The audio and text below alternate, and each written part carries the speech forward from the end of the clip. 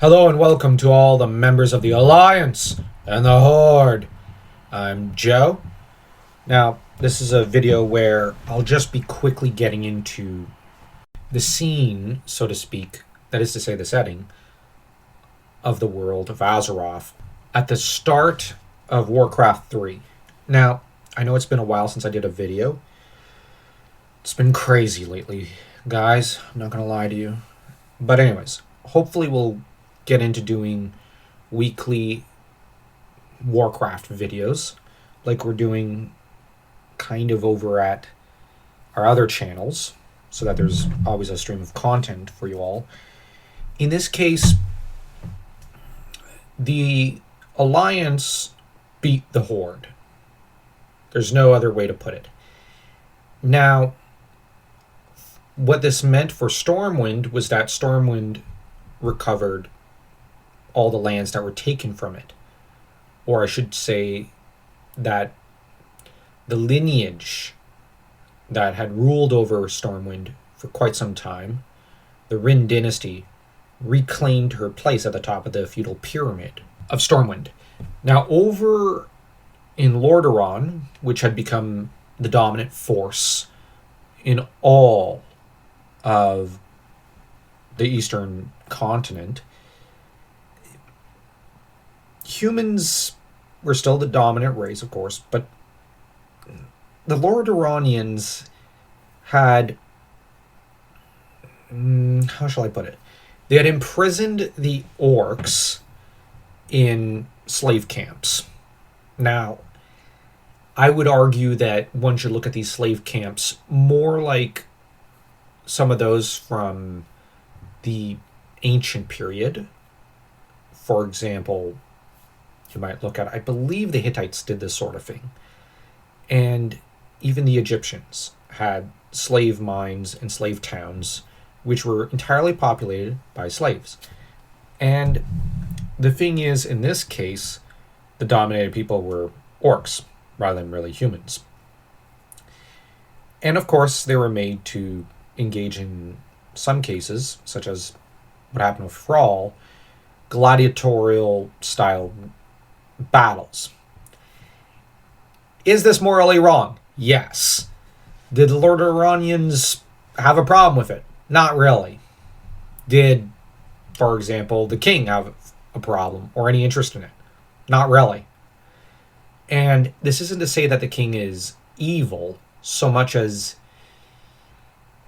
yeah, he did an oopsie by abusing the orcs this way, but also by allowing each camp's, I guess you could say, mayor or chief to do as he pleased. Some were probably crueler than others. This happens. But one also has to bear in mind that Lordaeron is a feudal society. So a lot of these slave camps fall under the purview of the individual local lords. Now, on the other hand, Lordaeron is a lot more centralized than Stormwind. I would make the comparison, and at least in the case of Stormwind, to maybe England, and Lordaeron maybe to France. France was a lot more centralized eventually than England. And in the case of how Lordaeron behaved regarding the orcs, I can't say I am certain whether or not Stormwind would have done the same, or if they would have done worse or better. But as it is, Lordaeron had the bulk of the orcs and basically treated them like cattle. And the orcs, for their part, started becoming passive and refused to defend themselves and whatnot. And refused to stand up for themselves in a lot of cases, except for a small movement of orcs led by Orgrim Doomhammer, who, by the way, escaped the capital city of Lordaeron because, well, the royal family and royal court were foolish enough to take their eyes off him. Doomhammer, for his part, had decided to select as his heir not one of his kids that he doubtlessly had, but rather Durtan's son. This in spite of the fact that Durtan had, how shall I say it, demonstrated none of the same vigor in battle that Doomhammer had. And this is not to say that Durotan was a terrible guy or was a weakling or anything of the sort. It's just that Durotan was a very different kind of animal from Doomhammer. I say animal, but you know what I mean. Now, on the other hand, Durotan had a naturally kind and good and loyal side. No man got left behind when he was around. So, if you want a leader for the Horde who's going to make sure that every clan, every tribe is freed and liberated, and no one gets left behind to be abused by Lord'Aron's many warlords and Lord'Aron's royalty, I guess Thrall is a good choice. And I would argue that in a lot of ways he was a more middling leader in comparison to Orgrim Doomhammer. But Doomhammer was no longer an option by the time of Warcraft 3, as he was, well, dead. So, Doomhammer's dead, and you've got, for one thing, the orcs who have never been in a more dire situation. And of course, at the start of Warcraft 3, they're visited by Medivh, who warns them of a great threat that's looming, and so they decide to head west across the sea, where they discover America. I mean, Kalimdor. I'm joking there. I couldn't resist that one. Now, as to the rest of the continent, many of the courts are visited by Medivh, but none of them take his warnings seriously. They should have, but they didn't.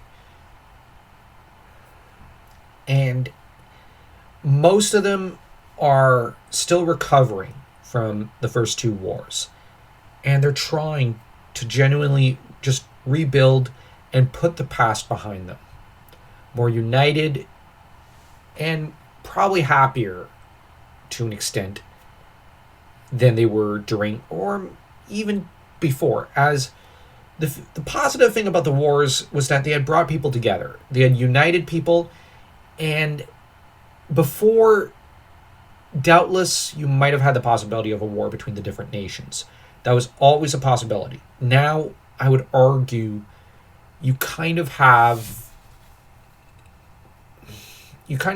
a series of treaties and charters and whatnot, probably binding the various kingdoms and nations together to at least look out for each other. So, a kind of European diplomacy or standard for diplomacy has been set. The continent should be headed to a golden age, but it isn't. And that has to do with, well, the rise of the undead, the scourge. And that's going to be a big problem because, well, although the people of Azeroth believed they had triumphed, the truth is the Burning Legion was still out there. And the Burning Legion had not forgotten Azeroth.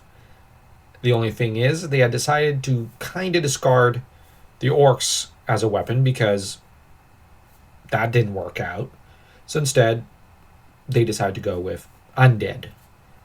And this also has to do with, well, for one thing, Ner'Zhul. Now, Ner'Zhul was an orc who was associated with Gul'dan, and let's just say that I would argue he's a lot worse.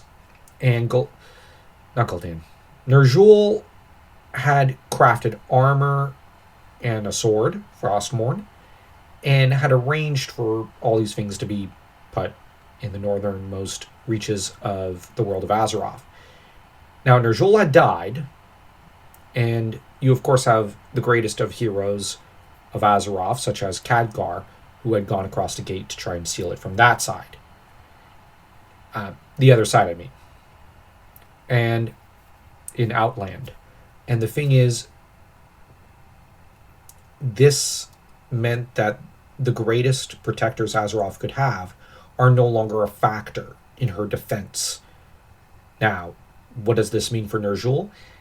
Well, he's dead, but he's now the armor of the future Lich-king. So he's extending his tendrils, so to speak. And basically kind of working with the Burning Legion. Kind of. Now, the Burning Legion are aware of him and are hoping to have a champion of sorts pull out Frostmourne, which is also imbued with a part of his essence and his spirit. And so, into this mayhem, this massive problem, steps Arthas. And we'll get to his story next time. So if you enjoyed this video, don't forget to smash that like, that subscribe button, and to even go out and check out our Substack, where we write a lot of serial fantasy novels, many of which are kind of inspired by stories like Warcraft, because, well, it's an awesome franchise.